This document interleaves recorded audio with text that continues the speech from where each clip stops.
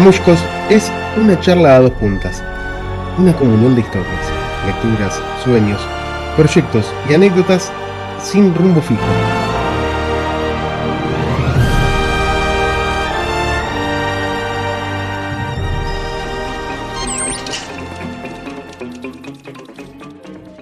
Estamos en la edición número 22 de Mamushkos. Buenos días, buenas tardes, buenas noches a quien quiera que esté por ahí poniéndote podcast. Yo soy Fernando, estoy acá en Buenos Aires y del otro lado está Pancho, que está en Boston. ¿Cómo estás? Hola Fernando, ¿cómo estás? Saludo a todos los oyentes de Mamushkos. Muy bien, aquí un día de verano, nublado, medio gris en Boston. Un verano bastante húmedo, bastante porteño de alguna forma. Pero bien, vamos pasando el verano. Acá un día de invierno bastante soportable, se podría decir. Estamos grabando post Día de la Independencia. Tengo una escarapela puesta que no te la mostré, pero tengo una Muy linda. Que me han regalado, sí. Así que hoy tenemos programa de cine. Vamos a hablar de cine, vamos a hablar de spoilers, ¿no? Espolear o no espolear, esa es la cuestión. Exactamente, un tema de la película Brasil del año 1985, ¿no? También queríamos comentarles que en los próximos sucesivos programas vamos a estar brindando información de algunos comedores que nos están acercando para de alguna forma colaborar con nuestro mínimo granito de arena, que podamos hacer algo. Sí, que nos interesa que ahora que Mamushkos tiene más oyentes, que los que nos escuchen también se sumen a un granito de arena solidario también. Vamos a ver anuncios, van a ver en las redes sociales también. Así que para que entiendan un poco también por qué agregamos estas cuestiones. Pero como decía Fernando, un pequeño grano de arena, ayudar en lo que se pueda, ¿no? Hay gente que la está pasando bastante mal, así que también es momento de dar una mano de alguna forma, ¿no? Y queríamos agradecer a todos los que se prendieron con el programa de poesía, tanto para participar como de oyentes, todos los registros que hubo, que nos han llegado. Y bueno, también confirmar que va a haber una segunda parte. Sí, mucha gente le gustó mucho los poemas leídos. Me parece que no hay muchos espacios donde se pueda leer y escuchar poemas de esa forma. Realmente muy agradecidos a las poetas y los poetas que se sumaron a este primer programa de poesía. Vamos a hacer el segundo en breves semanas, pero estamos trabajando en eso. Pero muy contentos con la repercusión que tuvo y darle ese espacio a la poesía, ¿no?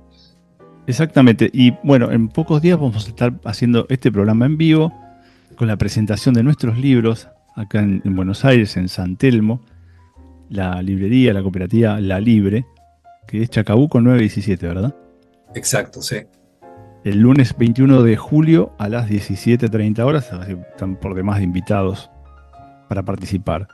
Va a haber música también, va a estar el guitarrista tucumano Juan Pablo Pisitelli, que me encanta la música que él hace, y Hernán Cupeta, violinista, un gran violinista, dos grandes amigos que se sumaron y dan el aguante y van a hacer de este momento un momento muy emotivo. Hoy estaba imaginando un poco la presentación de los libros y realmente muy feliz de que vamos a hacer esto desde Mamushkos, con vos Fernando también, y es una excusa para el encuentro, ¿no? El presentar libros, el leer y para pasarla bien.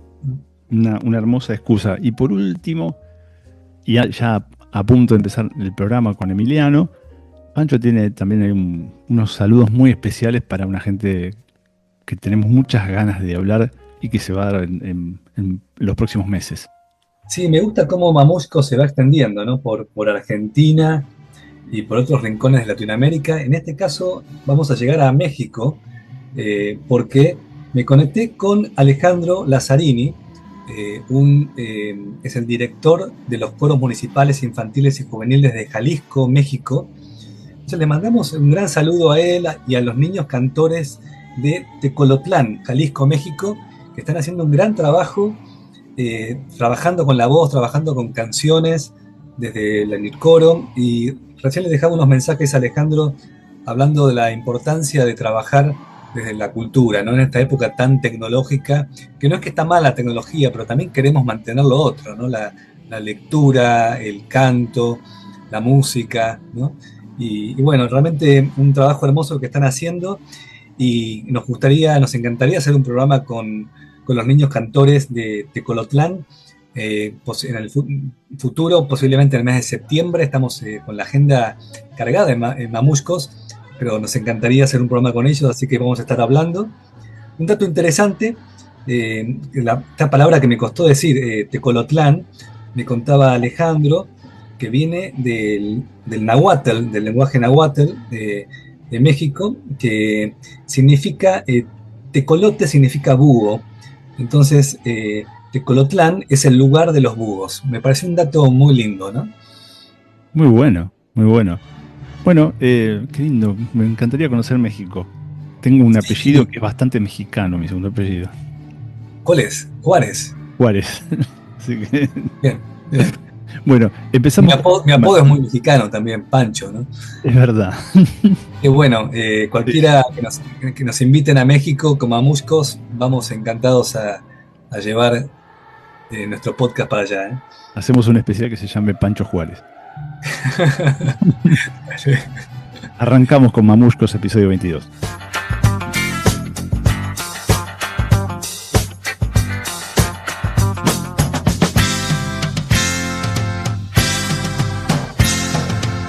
Películas de cualquier lugar y tiempo. Amigos, es hora de volver al cine.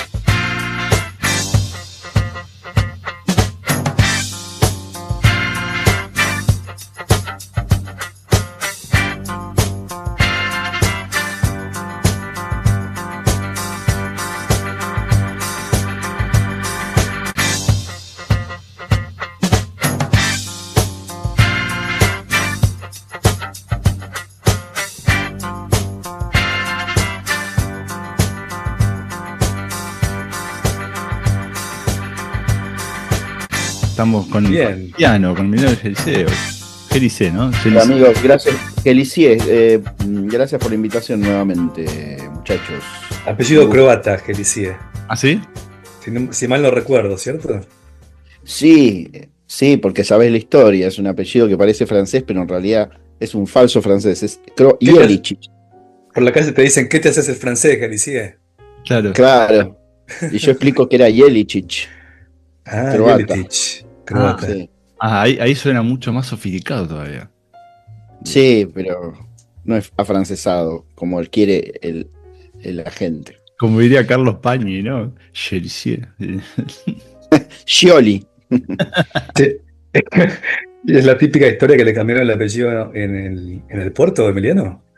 Al parecer es distinta porque es voluntario el cambio. Se lo quiso cambiar mi bisabuelo, que es el que vino de Croacia acá, porque andás a ver, unos cuentan que era para facilitar la escritura del nombre, para que fuera más fácil. Y otros dicen que quería cambiarse la identidad para que no lo reconocieran. Mira. Así que nunca lo sabré porque inicié la investigación en su momento, incluso tengo escenas filmadas sobre estas disquisiciones familiares, entre otras tantas, y dejé todo el material en un disco rígido que no puedo abrir, porque lo tengo que mandar a arreglar, y nunca continué. Iba a ser un documental familiar que nunca continué. Bueno, estamos volviendo al cine ahora con el Emiliano, así que una alegría la vuelta al cine en Mamushkos. Exactamente. Tenemos para hablar de una película y también tenemos para hablar de un tema referente a toda esta nueva vida donde vivimos prendidos de series, sobre todo, ¿no? Que muy bien trajo Emiliano. Y hablando de eso, hoy empecé a ver la serie que se estrenó hoy de Menem.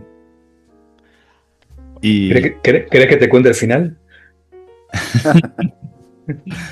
En realidad empieza por el final, me parece, ¿no? De lo que yo estimo va a ser la primera temporada. Lo único para no justamente caer en el spoiler. Me parece que los personajes tan fuertes como Menem deberían hacer los actores que no sean caras tan conocidas. Lo que pasa es que las plataformas me imagino que no deben querer un actor que no sea una cara que sea poco conocida para hacer una tamaña producción. Lo digo esto porque se lo ve a Baraglia. A pesar claro, no tiene nada de riojano Baraglia, ¿no? Hay una cosa medio forzada con el riojano que tiene Baraglia, Minujín y algunos actores, pero fuera de ese detalle que para un porteño pasa bastante desapercibido en un punto, es muy fuerte el personaje principal como va a poner un personaje tan conocido como es Baraglia, me parece a mí. Pero bueno, nada, explicarse la plataforma, ¿no? También así también Juan Salvo fue Darín, que tiene como 25 años más que Juan Salvo de la historieta, ¿no? No, es interesante lo que decís. Primero, los actores, como se sabe, son como acciones que cotizan en bolsa. Si uno tiene una película que necesita ponerla en los charts y producirla como un tanque, tiene que aspirar al actor principal, que es posiblemente el que engrose el presupuesto. Claro. Muchas veces en las películas se va más plata en el actor principal que en el resto de la producción. En muchas películas pasa eso. No digo en el Eternauta, porque el Eternauta tiene mucho gasto de producción extra que los cachets de los actores. Pero lo que vos decís es interesante porque afecta estéticamente la obra. Porque si vos estás caracterizando a un personaje histórico y de repente se devela, está tan presente el rostro del actor, pareciera que fuera tan importante el personaje representado como el actor que vende la serie, digamos. Sí. Yo creo que el paroxismo de esto que vos estás diciendo, Fernando, es la serie de Maradona, donde todos los personajes son popes de la actuación en la Argentina. Todo, pero hasta el gato debe ser famoso. No sé si la recuerdan. Justo el mejor Maradona de la serie esa me pareció el actor menos conocido, que es el Maradona entre adolescente, que después está el hijo y que me parece el peorcito, ¿no? Y después está Es verdad. Y de hecho son todos muy conocidos, el hijo de Casero, pero después está el Coco Silly. Está Palomino. Es verdad, yo me confundí porque a mí me pareció que Palomino estaba haciendo de Coco Silly que hacía de Maradona, pero bueno, ya me reí tanto. Una mamushka. Me reí tanto con la idea de que estaban tan presentes los actores famosos que ya veía actores famosos, ya no veía más personajes y me surgió la idea de que Palomino estuviera tratando de hacer de Coco Silly antes de que de Maradona, porque ese momento de Maradona estaba muy como que la vi hace mucho tiempo la serie, ¿sabes que no me acuerdo mucho? A mí me mezclan y me acuerdo que en ese momento vi la serie y después vi el documental que hicieron de Maradona en HBO, se me mezcla todo, es que tengo como 10 actores que representaron a Maradona en tres claro. dos series y en una película, además de Maradona, ¿no? Ahí está Mercedes Morán, que hace de la Tota. ¿Vos viste alguna película donde Mercedes Morán esté mal? No, en general es una... Bueno, vos mirá la serie haciendo ella de la Tota y si alguien pusiera el foco en eso, le podría destruir la carrera en 2 minutos, porque es realmente desopilante. Sí. Lo que hace pasa de la es Tota tratando de imitarla. La tota vieja es la que más me gusta, la de Rita Cortés, que hace, me encanta esa tota, porque Mercedes Morán está más joven. Es verdad, tenés razón. No la voy a ver entonces, Emiliano, porque me encanta cómo actúa Mercedes Morán, entonces fíjate, no la voy a ver. Fíjate, Mercedes Morán y, ¿cómo dijiste? ¿Cómo se llamaba la otra actriz? Rita Cortés. Rita Cortés y Mercedes Morán, como, no es demasiado para un personaje de reparto, digamos. Sí. Es todo así la serie, es todo así. Pero Julieta Cardinali hace de Claudia, imagínate. Está muy bien, Julieta Cardinali de Claudia, sí, está muy bien. Como la serie de Menem, Griselda Siciliani haciendo de Zulema me parece un logro. Quizá la mejor de la serie. Mira. La saca muy bien. El resto es discutible. Igual me pareció interesante la serie. Me parece que está bien abordada, muy entretenida. ¿Ya la viste toda, Fer? Vi 3 episodios. Qué bueno. Yo no la vi, pero la puedo spoilear. Hay una segunda temporada seguro. Es más, hay temporadas indefinidas. Porque Menem quería la reelección indefinida. Sí. Indefinidamente. Che, vamos a hablar de spoiler también hoy, ¿no? Que es un tema candente. Spoilear, no spoilear. Tema candente y controvertido, ¿no? Porque nos mandaste un texto, Emiliano, que me gustó mucho, lo leí hace poquito, que se escribió hace bastante tiempo, ¿no? Recordame quién lo escribió. un crítico norteamericano que se llama Jonathan Rosenbaum. Y está Que es un buenísimo. crítico que visitó muchas veces la Argentina, es muy conocido en el medio de acá, Bafis, y tiene muchos amigos argentinos. Y es un tipo que viene escribiendo desde la época del film, del periodo predigital, ¿no? Es una persona de unos 80 años ya. Es muy interesante cómo ya empieza a elucidar la cuestión el problema de los spoilers hace tanto tiempo, cuando es algo que en los últimos 3 años yo vengo escuchando más de no me la spoilees, hay un verbo ya, ¿no? En español, además, ¿no? Un Spanglish, no me lo spoilees, spoilear, ¿no? Sí, yo creo que el problema del spoiler está desde el origen mismo del cine narrativo, ¿no? Yo detecté una crítica del 1908 en la Argentina que decía, no les voy a seguir diciendo de qué va la película en Caras y Caretas, porque hay que ir a verla. Si no, no tiene sentido. Es como el primer anti-spoiler que yo conozco de la Argentina. Pero creo que, como vos decís, recrudeció. Y se castellanizó el término y se hizo... Y se recrudeció a la luz de las series y del dominio de la imagen en movimiento en la televisión, en las películas en la televisión y todo eso. Y que todo el mundo además habla, perdón, y esto también es muy importante, todos hoy somos críticos porque todo el mundo tiene un canal de YouTube y habla de lo que y opina de lo que vio y cuenta lo que vio, etcétera. Entonces, hay más riesgos constantes de que alguien te arruine algo si lo vas a ir a consumir y querés tener la primicia vos mismo, ¿no? Sin Igual que te la cuente. puede ser que no sea lo mismo según la obra. Si pienso en una película como Nueve Reinas, si te spoilean el final, no tiene sentido ver la película, quizá. Por cómo está armado la película, más allá que es una película muy bien hecha. Yo tengo una teoría sobre eso. Está bueno porque justo elegiste un ejemplo. Un ejemplo que es clave el final, por eso. No Es clave y que abonaría la idea del anti-spoiler, ¿no? Exactamente. El texto de Jonathan Rosenbaum, en cambio, es pro-spoiler. Sí. O mejor dicho, es anti-spoiler, ¿no? Él se ríe un poco y defenestra esta idea de que no se puede anticipar las obras porque sería una forma de arruinarlas. Y vos elegiste el caso más extremo, lo que arruinaría una obra porque la clave es la vuelta de rosca. Sería una coda más que un final a mi criterio. Pero bueno, podríamos discutirlo un rato largo eso. Yo creo que si vos le contás eso a alguien que no conoce la obra, no va a entender nada. Claro. Tiene que ser demasiado minucioso el relato de lo que vos tenés que hacer y demasiada atención tiene que poner la persona en eso que le vas a relatar como para que entre en juego algo del orden de, bueno, ya entendí lo que después tendría que ser una sorpresa. Y si ya está tan en juego eso, si ya hay tanto interés, entonces lo que cobra interés es el interés de hablar de algo que no viste, digamos. Ya no importa si te sorprendió o no te sorprendió después, porque ya es un hecho autónomo en sí mismo hablar de algo anticipatoriamente. Si lo hablas superficialmente, yo creo que la persona no va a tener la más pálida idea de lo que pase. Y después se va a sorprender igual. Se va a sorprender igual. Lo que puede pasar un poco, Emiliano, me parece que lo disfrutás menos, ¿no? Es casi como una historia, creo que depende la historia, ¿no?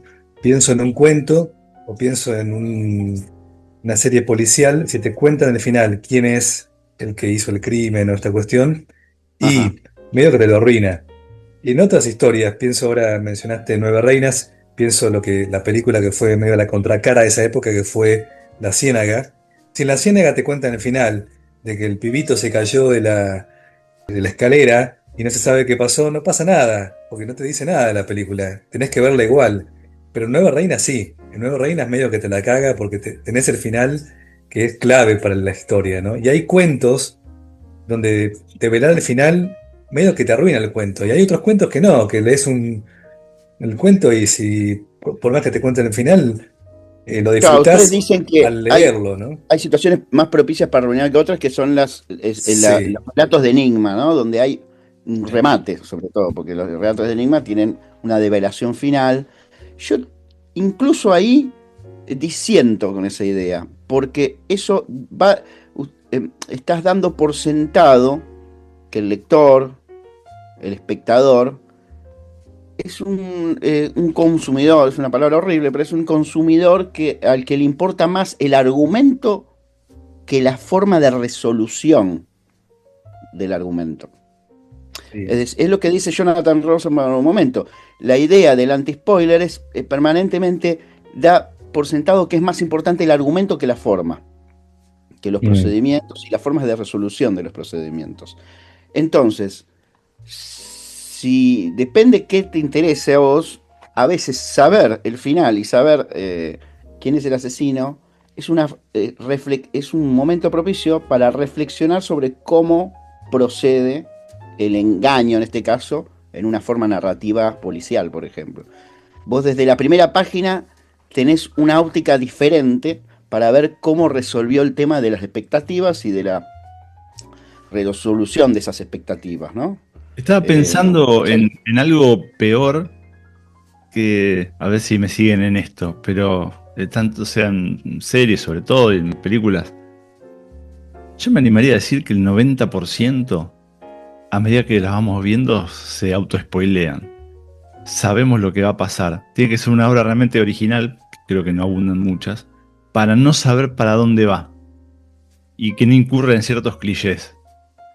Así que también hay algo ahí de auto-spoiler, llegó el caso.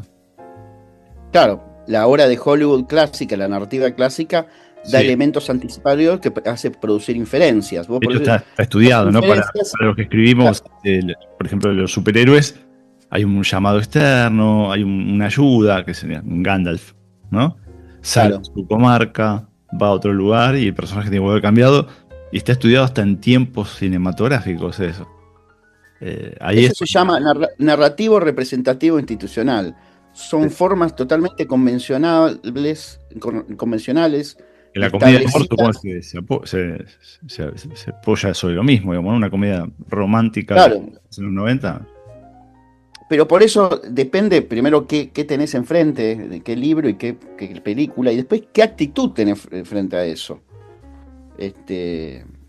Es verdad lo que vos decís, las películas convencionales tienen finales convencionales, incluso sorpresas convencionales. Sí. Pero después está lo que dice Rosenbaum, que todo lo que estamos hablando es suponer que el arte narrativo, el arte audiovisual, el cine, es más importante el argumento que la forma. Entonces, el anti-spoiler lo único que le interesa es el argumento. Porque como digo, uno podría hacer el trabajo de conocer quién es el asesino y ver una obra desde otra óptica. Está bien. No va a jugar el pacto ese de sorprenderse al final. Pero se va a sorprender tal vez en muchísimas otras instancias de la realización de esa obra. Sí. Yo tenía una profesora de lengua en el secundario que nos contaba que todos los libros, las novelas, los cuentos, lo que sea, antes de empezar por la primera página, leía la última página. En todos. Graciela Singolani. Le mandamos saludos. Falleció hace unos 20 años ya. Uy. No, bueno, imagínate que fue profesora mía hace mucho más que 20 años. Además, hacía unos talleres de lectura comprensiva, que era una protocrítica de literatura, que era genial la profe, pero tenía esta característica. Y eso me quedó, no sé hasta qué punto ahora que le estoy conectando las cosas me influenció para pensar en ser entonces ella sería una anti-spoiler. No, una anti-spoiler. Anti. O pro-spoiler. Claro, pro-spoiler es como muy negativo, como decir, yo estoy a favor de que arruinarte una obra. El anti-spoiler dice que nada se arruina cuando contás. Aparte hay otro problema con el anti-spoiler, que hablar de la obra supone arruinar la obra. Ya no es el asesino, como dice Fernando, o la última parte que devela el final. Es ya directamente cuando mencionás, a veces la gente te calla. Pero te dice, no me la arruiné, no me conté más nada. O sea, spoilear es anticipar algo. Cuando es, como dice Rosenbaum, es totalmente absurdo. No puedes leer el Quijote entonces. Claro, Crónica de una muerte anunciada, ¿no? Lo que me queda Yo- claro es que depende sí. mucho del público, ¿no? El tipo de público que consuma la serie o la película. Hay un tipo de persona que le va a gustar el trayecto y otra que se va a centrar solo en el final, ¿no? Parecido al sexo, si querés, en un punto. Pero bueno, El camino o el destino. exactamente. Em, Bueno, está bueno lo que decís, porque en un punto el proceso vo- lo volvés más. Si vos solo querés llegar al final, en general lo que se supone es una experiencia más expeditiva, ¿no? O más centrada en algo muy particular. En cambio, si vos ves el proceso, bueno, podés disfrutar de una manera un poquito más variada. ¿Qué sé yo? Se me ocurre una encuesta entonces para los oyentes de Mamuscos. Spoilers o anti-spoilers, camino o destino. Ahora todo lo que digamos va a sonar en doble sentido. Esto del anti-spoiler para mí se ha convertido en más que un hábito, en una moral, te diría casi. Una ética. De moralina. Claro, si perteneces al grupo de los anti-spoilers, determina una cultura particular, ¿no? Que Yo, podemos yo definirla me en la confieso. forma de vestir, Me todo, ¿no? confieso abanderado de los pro spoilers igual, ¿eh? Soy fanático del canal de YouTube, te lo resumo así nomás, imagínate. Si soy fanático de este canal ya es porque, porque aparte te ahorras de ver película, ¿no? Que no te interesan, digamos. Igual acá se pone en juego también qué te interesa de la crítica, ¿no? Y del comentario crítico, porque a mí en general me interesa más leer a posteriori para ver qué me agrega esa crítica. Coincido. Y, y hay un tipo de crítica, si se le puede llamar crítica, que es una crítica más publicitaria, una reseña publicitaria, para acercar al lector a las salas o a internet o a Sí. Netflix. Y ese tipo de reseña está obligada a ser anti-spoiler, porque en realidad lo que trata de hacer es simplemente de nexo. No quiere hacer reflexionar al que lee, sino más bien quiere hacer publicitar aquello que potencialmente va a ver el espectador. Entonces ahí se entiende que sean. Hace mucho ya que se advierte si es spoiler o no spoiler en el encabezado de las críticas para. Hay algo muy lindo de ese tipo de crítica que es cuando son críticos con ya cierta firma, que te das cuenta por el lenguaje que utilizan cuando te están vendiendo una publicidad o cuando están haciendo una crítica, ¿verdad? Porque hay unos reparos a veces en el lenguaje que utilizan, ¿no? Bueno, sí, muy interesante para ir a verla, qué sé yo, pero te das cuenta que no se la está jugando para nada, porque por ahí la empresa pautó en la emisora que el tipo trabaja, donde escribe, Claro. y no puede hablar en contra, pero tampoco se la juega para hablar bien de algo que definitivamente no le gustó, ¿no? Entonces, no sé cómo Pero el decir. que lo conoce sabe que está ahí a media asta la bandera. Si lees un poquito entre líneas, claro, te das cuenta que el tipo está sudando, ¿no? Sí. Yo tenía esto de la moral que digo, es muy de los pibes de ahora y de los estudiantes. Yo doy clases hace mucho de cine y en general al principio les digo que vean una película actual y que para debatir. Y en su momento fue la de Tarantino, Érase una vez América, no sé si la vieron, una película importante de los últimos años. Eras una vez una América con Brad Pitt y tantos otros actores. Bueno, y les propuse para la segunda clase que la vieran y la discutiéramos. Y la segunda clase había un montón que no la habían visto. Y por favor, no hable, que no la vimos. Bueno, la tercera la vemos sí o si no, no promocionan directamente la materia. Así, yo en general los amenazo un poco, pero obviamente lo hago para que la vean la película. ¿No? Después no aplico la amenaza, pero El pibe la tercera repetir, clase, bueno, repetí, ¿se acuerdan? es una vez América. Claro. La tercera clase dije, bueno, como ya saben, si no la vieron, no prueban. Así que voy a empezar desarrollando la primera escena. No, profe, por favor, no hable, me dijo uno. No O sea, hable. la moral de anti-spoiler era más importante que aprobar la materia. Ahora de castigo vas a ver 3 películas de Enrique Carreras para la próxima. Pero yo no me hubiera atrevido en las clases de la facultad a decirle al profesor No que hable. no hablo, por lo menos no digo nada. Pero no quería escuchar nada porque era arruinarle todo. Porque se ve que la quería ver, pero no había podido. No sé. Bueno, entonces por ahí, en lugar de título de esta columna, volver al cine, podemos decir arruinar el cine, ¿no? Mamuscos. The rules of the game are laid down. We all have to play by them. Look at you, Sam. Whatever happened to you? An empty desk is an efficient desk. Let a friend tell you. Your life is going wrong. Now shape up! Do cooperate. Think of your mother. Has anybody seen Sam Lowry? Sam, it's time for you to grow up and accept responsibility. You'll never get anywhere in a suit like that. Yes, yes, yes. Sam, what are we going to do with you? You must have hopes, wishes, dreams. No, nothing. Che, ¿hablamos de la película que propusiste, Fer? De Brasil, sí. Dale. ¿Has visto la película? La vi. Este, Por primera vez, a partir de que la vi una sola vez. Porque Emiliano me va a preguntar cuántas veces la viste. Yo no la vi, no, por favor, ¿podrían no hablar? es un- No, por supuesto, hicimos la tarea. Bueno, un caso interesante, ¿ves? Ahí no habría problema con el spoiler. De hecho, Ajá. la película aparentemente tuvo otro final que la empresa se la quiso corregir, la que puso la guita.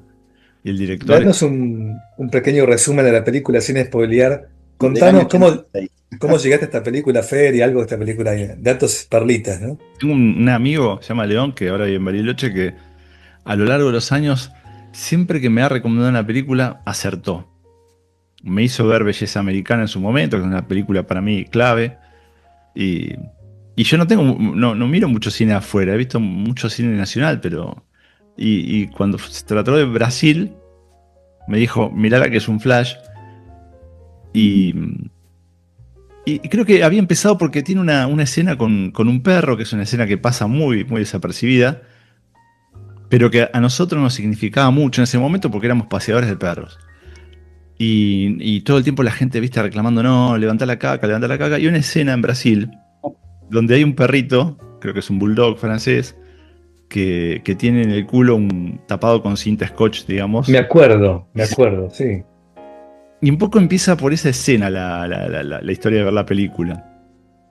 Y bueno, la vi, viste que la película es un.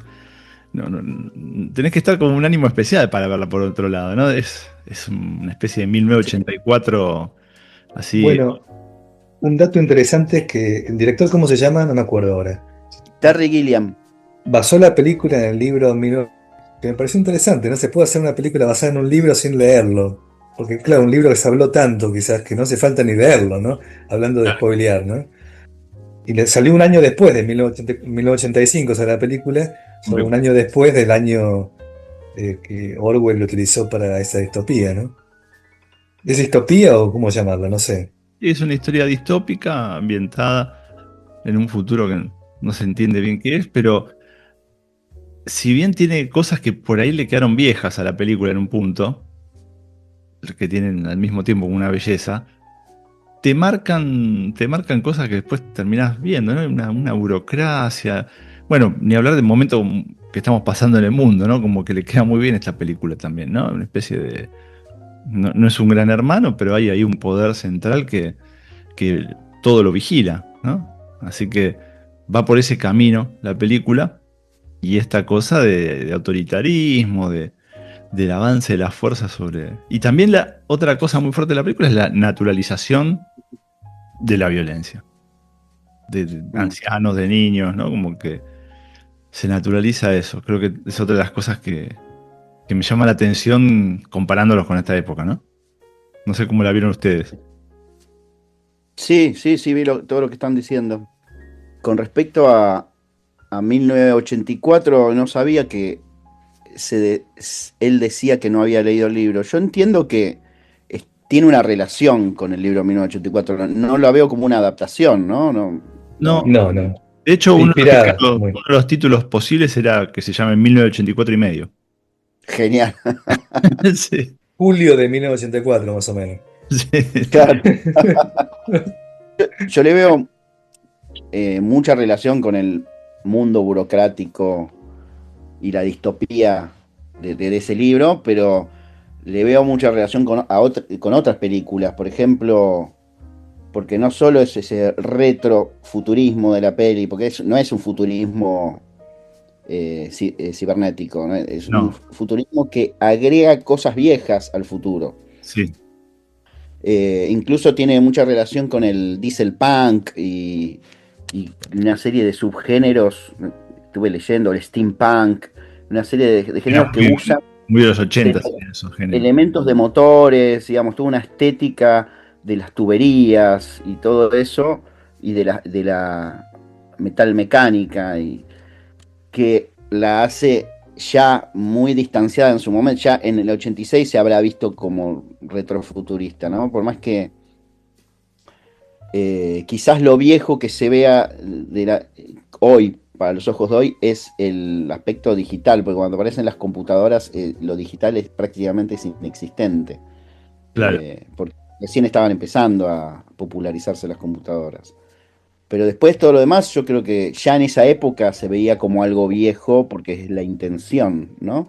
Pero, ¿qué es lo que quería decir? Que le veo muchas cosas de una película de Costa Gabras que se llama que es la confesión, que es sobre un juicio que se le hizo a un tipo a un funcionario del estalinismo, del gobierno stalinista en Rusia, y es un juicio que todo el tiempo está traspasando puertas y papelerío, y que nunca llega a nada, y es un poco una adaptación del proceso de Kafka también. Eso pensaba, ¿no? Y si ven esa película, tiene muchísimo de esta. ¿Cómo se llama, Emiliano? La confesión, con Yves Montand en el protagónico. Y después tiene cosas de Hitchcock también, porque la relación de la magnitud de los espacios con las personas. Yo que trabajo en El hombre equivocado de Hitchcock, sí, están esos planos donde hay un puntito humano y una gran inmensidad arquitectónica. Eso contra está en el... Interesante eso, sí, porque ahí hay una cosa... Qué bárbaro, los tipos que saben de cine, ¿no? Porque lo que te genera eso que estás mencionando. Pero directo fue, y después fue a chequearlo, y el hombre equivocado, hay planos que son casi calcados en Brasil. No digo que sea un robo ni nada, simplemente que tomó esa estética, que ya estaba en los años 30, 40, ¿no? En las películas de Hitchcock. Me llamó mucho la atención la burocracia tecnológica, ¿no? Que lo veo, me activó algo muy presente. Y yo trabajo en el sistema de salud y veo eso muy activo, ¿no? En cómo el profesional de salud está más pendiente de la información, del data, ¿no? De la data que te tira la computadora sobre la salud en la historia del paciente, que sobre la interacción con el paciente mismo, ¿no? Que es algo que los pacientes se quejan mucho, que el médico mira la computadora todo el tiempo, porque hay mucha presión de incluir todo al sistema, como de alimentar a la máquina, que se ve mucho en la película, y se pierde la interacción cara a cara, el contacto humano, que en la película está muy presente, ¿no? Hay muchos niños en la película, que el libro 1984 hace poco empecé a leerlo, no lo pude terminar todavía, propongo leerlo este año, pero me llamó la atención cómo hay tantos niños en el libro, que en la película creo que toma algo de eso también. Sí.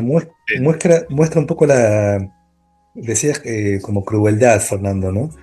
El contraste, ¿no? Entre esta como automatización del mundo y por otro lado la infancia como escabulléndose en los recovecos que van quedando, ¿no? En el baldío, en el pasillo, en el túnel, ¿no? Sí, con respecto a la burocracia hay una escena muy buena que es el recibo tu recibo. Me parece como una genialidad. Como con tan poquito lo podés graficar tanto. ¿Cómo es eso? El recibo de su recibo, le dice a la mujer cuando se llevan detenido el marido. Tomar un recibo y después dar un recibo de su recibo. Terrible esa escena. Es cuando se llevan al marido, para que el que está escuchando, como esta maquinaria burocrática empieza a funcionar, persigue a gente, a sediciosos, digamos, como a terroristas que quieren ir en contra del sistema, y de repente una mosca se planta en una impresora y tapa una de las letras que indican a quién tiene que perseguir, ¿no? Del apellido que indica a quién tiene que perseguir. Y en vez de y la mosca se posa en el nombre de Tuttle, que es el Sí.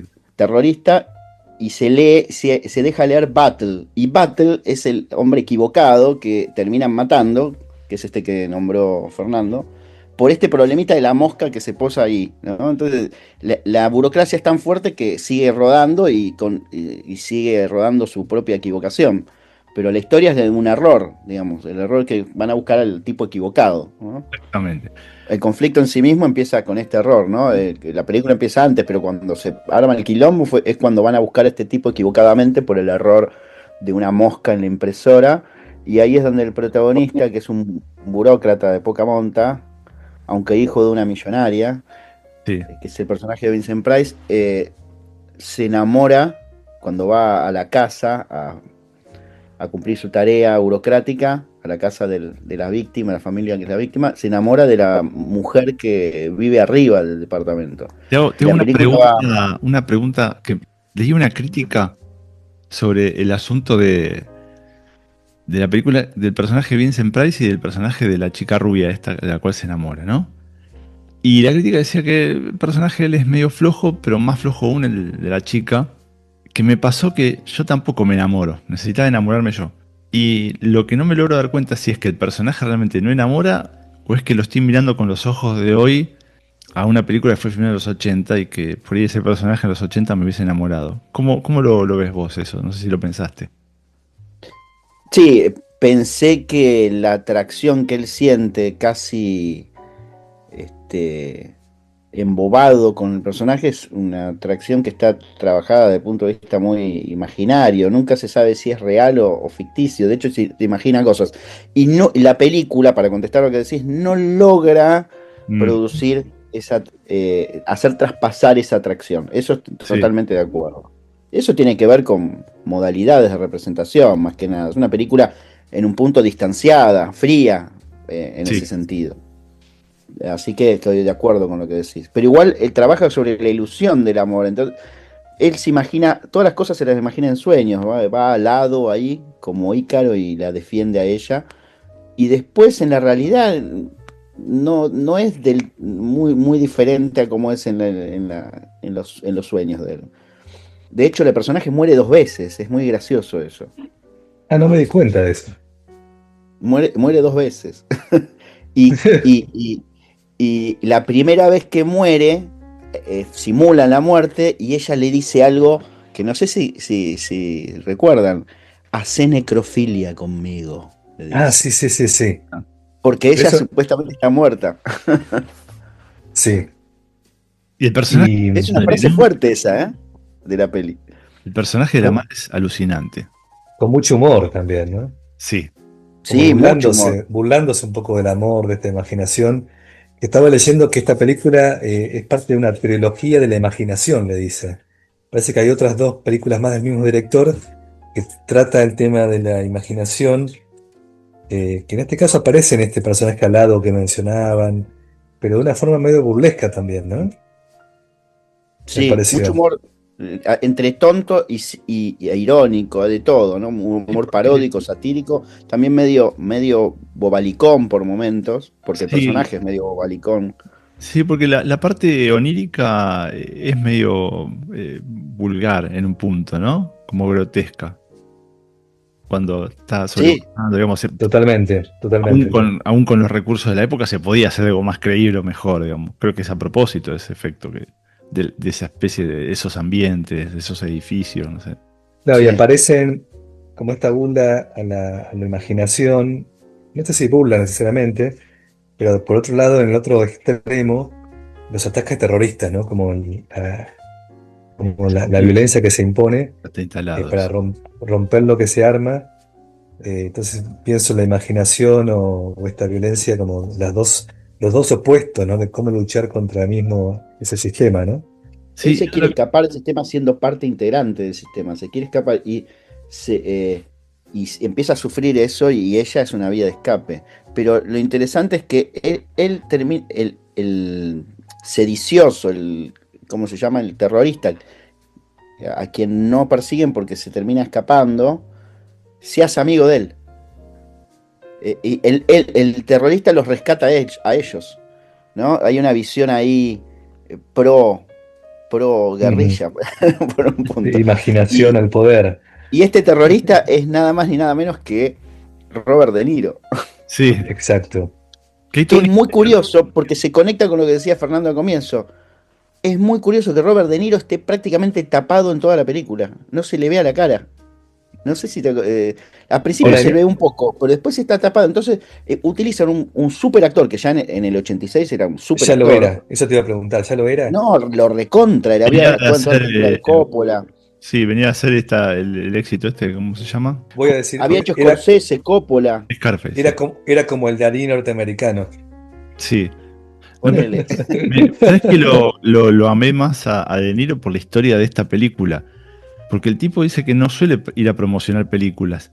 Y como al director de esta película se le pusieron tan de culo los productores, De Niro se fue él en persona a promocionar la película y a hacer bandera con la película. El tipo me gusta la gente que, viste, es hincha pelota y rebelde. Un genio. Y De Niro, y fíjate que tiene poca participación, más allá que no se ve la cara, son pocos minutos. Es muy poquito. Y no lo reconoces si no estás atento. Exacto. Sí, es un personaje importante, pero no deja de ser, secundario. Totalmente. A mí me interesa mucho también para conectar la película Brasil, que estamos hablando, con la actualidad, esa cosa de la búsqueda onírica en pos de salir de la presión cotidiana. Y en eso veo la película como una adaptación perfecta a la vida que tenemos, que podría ir muy de la mano con las redes sociales, por ejemplo, ¿no? Con la vida que llevamos de hipertrabajo. Viste que el personaje principal de Vincent Price no tiene otra vida que no sea ir a trabajar. No sé, es un personaje sin hobby, sin nada. Y ahí lo asocio bastante con lo que vivimos hoy día. Sí, y algo que me has mencionado también antes que vea la película Fers es el culto a la imagen también, ¿no? Y a lo estético, ¿no? Exacto, sí. Que ya aparece ahí, ¿no? Sí. Con las cirugías estéticas, y incluso hay una mala praxis, la amiga se muere por una cirugía estética. Sí, y juega mucho con la asquerosidad, ¿viste? Y la cirugía estética. Uy, sí, total. Sí. Lo escatológico está aparte, porque llenan de mierda unos trajes, es un asco esa parte. Claro, sí. Es un asco, explotan después. Y mucha sangre que no se muestra muy explícitamente, pero hay algo de eso también. Hay algo muy ominoso enfrente de todo lo que dijimos de comicidad e imaginación. Yo coincido, Fer, con tu lectura, porque es una película que habla de el reino de las máquinas, ¿no? De las pantallas en un punto. La imagen de la carretera. De la imagen. Sí. ¿No?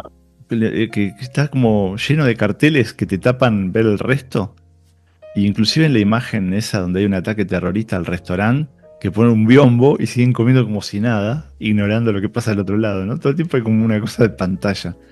Eso también me es interesante, ¿no? Porque si pensamos el mundo antes, digamos antes de la televisión, no sé cómo habrá sido solamente con la radio, ¿no? Pero todas estas distracciones que tenemos hoy en día, que son fabulosas, ¿no? Pero series, venimos hablando de series, de películas, de que me bajé una película de acá, que bajé el libro, que son distracciones de nuevo hermosas, pero que vamos a decir 100 años ahora, ¿no? 1930, antes de la televisión, previo a la televisión, los temas de la vida cotidiana yo creo que estaban mucho más presentes en la conflictividad del día a día, ¿no? De los problemas laborales, de los problemas políticos. La gente estaba mucho más focalizada en eso, ¿no? Y menos focalizada que de la distracción, que por ahí en la radio podría ser ayúdame, Milana, con esto, ¿cómo eran estas novelas por radio, ¿no? La cultura visual, porque estamos hablando de cultura visual, ya no audiovisual, visual. Claro. Es un fenómeno que está muy presente en los años 20 ya. Ya está presente. Sí, okay. Como la cultura retrocede un poco la palabra, el logocentrismo, para decirlo pomposamente, y empieza a cobrar valor lo iconográfico. Entonces no importa si hablas en una radio, pero lo iconográfico, como concepto más allá de el afiche, cómo sea vehiculizado, digamos, La radio es iconográfica por excelencia. Un radioteatro es más iconográfico, si se quiere, si lo ves desde el punto de vista de la imaginación. Pero todo, las formas de los titulares de los diarios, y bueno, ni que hablar el mundo de las estrellas del cine, ¿no? Con las fotos en las revistas. Y me parece que ahí en los 20 creo que nace este problema. Interesante, ya se empieza a gestar hace 100 años, entonces. Y bueno, en los 20 nace Hollywood, mucho antes del sonido. Y yo creo que hoy todo pasa por una imagen, hoy es peor que nunca, ¿no? Porque estamos ahí medio presos de la imagen a niveles... Yo creo que la peli habla de eso, sí, es verdad lo que dice Fernando, pero también no hay que olvidar que la peli es una superabundancia de imágenes. Una peli donde pasa todo el tiempo cosas en la imagen, a niveles que yo no vi en otra película casi. En el fondo y en la figura y en el fondo también, las paredes pintadas, ¿no? Los grafitis, todo, cada detalle importa en esta película, ¿no? Para cerrar el tema de Brasil, que es la película que estamos hablando, que está en Argentina en la plataforma Disney, les iba a preguntar si querían decir algo más y cuántos panchitos y cuántos emilianos le dan de sobre 5 a Brasil. ¿A quién se la recomiendan ver? ¿No? Pensando en un público y a qué hora y qué día. Buena pregunta. Vamos a darle un 3,5, 4 panchos, porque me parece que debería ser un clásico, ¿no? Se la recomiendo a alguien. Hay mucha gente ahora muy fascinada con la cuestión distópica, ¿no? Con la cuestión futurística. Recomiendo que la vean. Si viste El Eternauta, creo que tenés que ver Brasil. Y si te gustó El Eternauta. Y creo que es una película que te lleva a otras cosas. Como hablaba al principio, te lleva a leer 1984, te lleva a pensar la violencia, la imaginación, el proceso. Hablamos de Kafka también. Y yo la vería un domingo a la tarde, un domingo de lluvia a la tarde, sin parar, sin poner pausa. No para terminar el día de una forma trágica, sino para disfrutarla con un chocolate caliente en invierno, Bien. Y solo, la vería solo porque es una película para prestar mucha atención, me parece. Y verlo con otro te saca... Sí, porque me lleva a comentarla, a decir algo, me pongo molesto.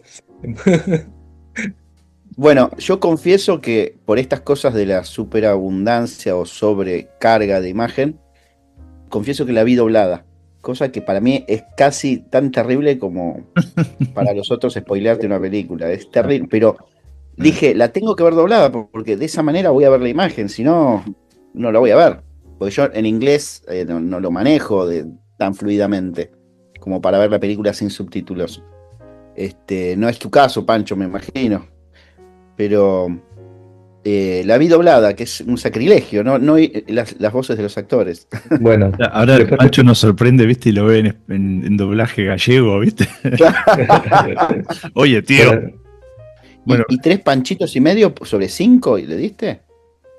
Sí. 3,5 o 4. Está bien. Está bueno, me hiciste pensar, como hablaste primero, me hiciste pensar en que está bueno verla.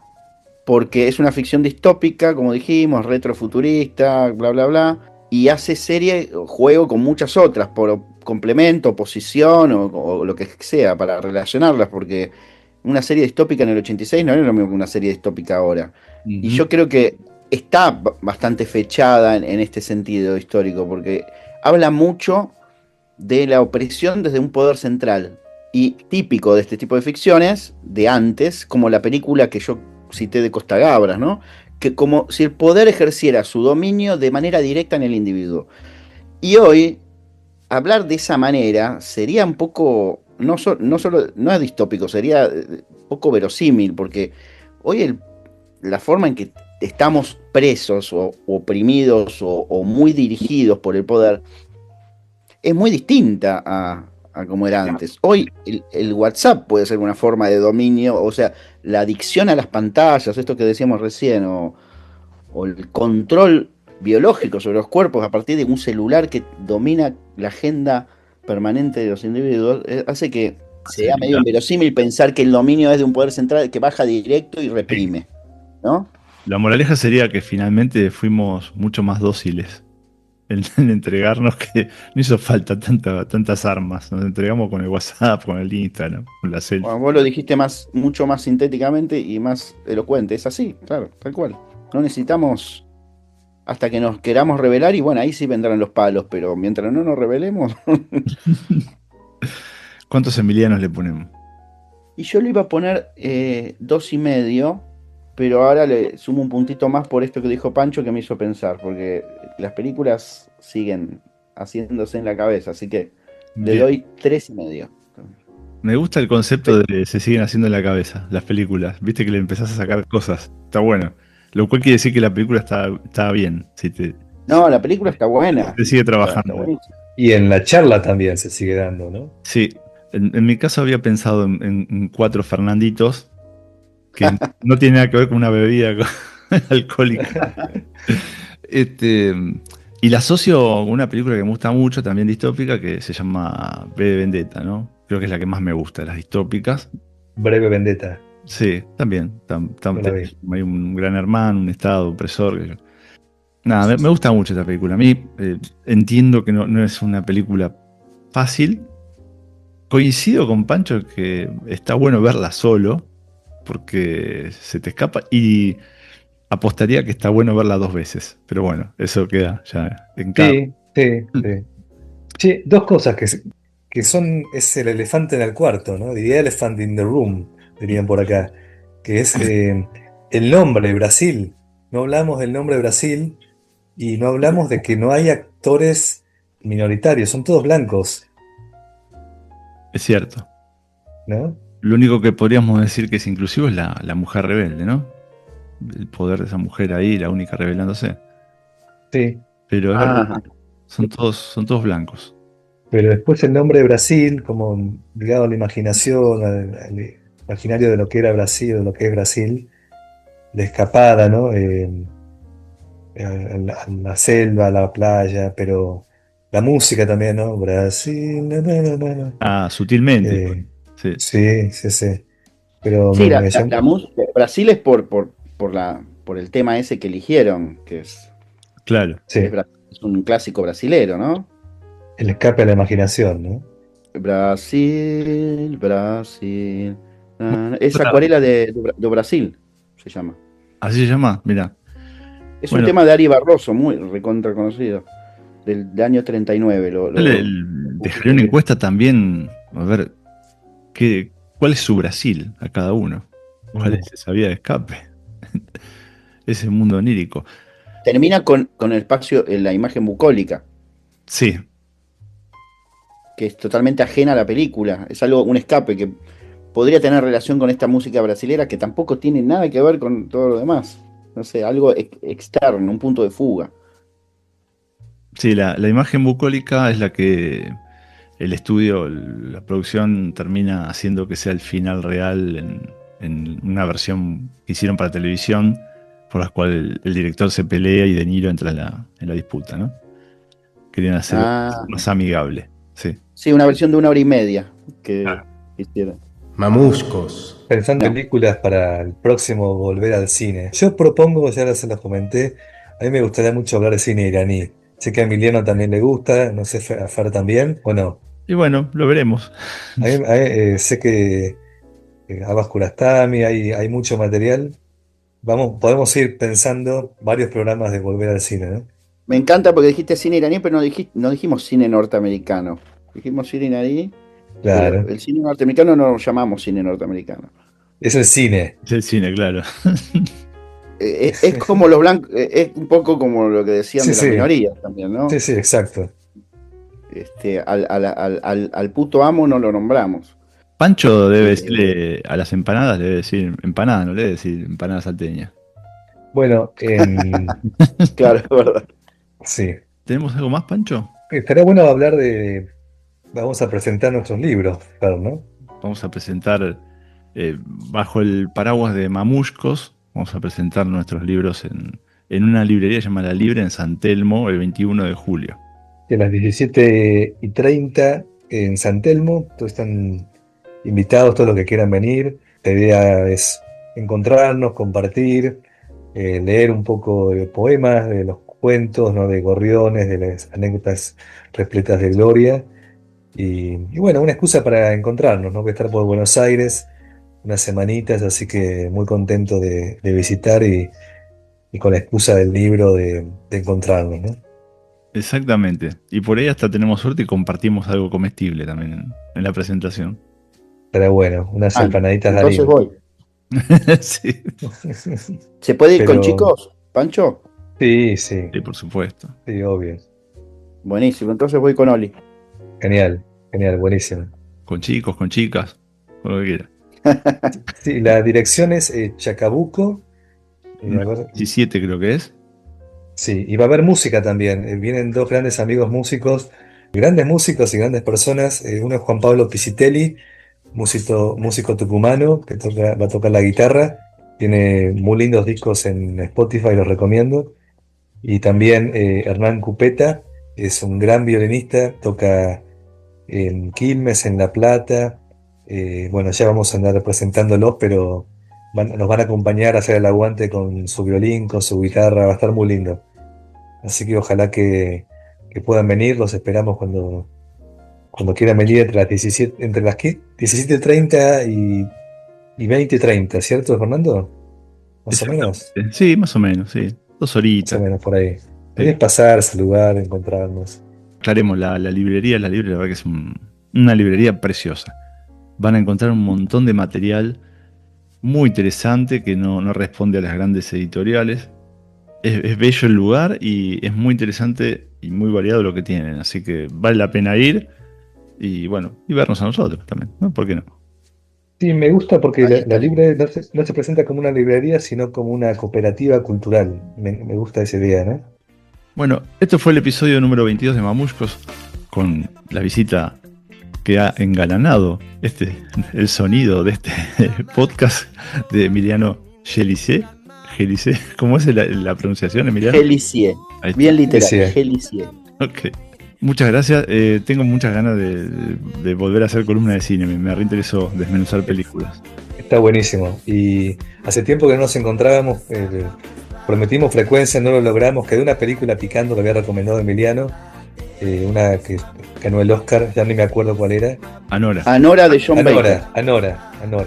Sí. Así que está en la lista también, se van acumulando películas. Bueno, Y bueno, déjenos comentarios, síganos por Instagram también. Nos gusta leer lo que escriben. Si ven la película, nos comentan. Si no la ven, no pasa nada. La idea es hablar y encontrarnos en esta forma auditiva que es Mamushkos. sí, y se vienen unos programas muy, muy interesantes, así que presten atención. Muchas gracias. Chao, amigos. Por aquí te mandan un saludo cordial, ya recibieron tus saludos los niños cantores. Y ahí te va, escucha esto, por favor. Muchos saludos desde Tecolotlán, Jalisco. Nos vemos en el enlace por radio y podcast en septiembre. Saludos hasta Boston y Argentina. ¡Sí, señor! ¡Nos vemos en septiembre! ¿Me escuchaste? Nos vemos en septiembre. ¡Saludos!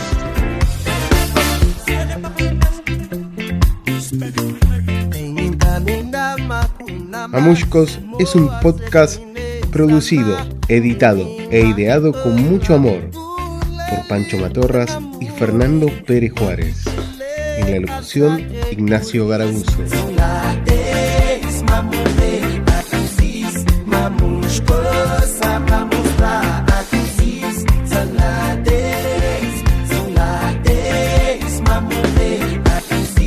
Mamushkos,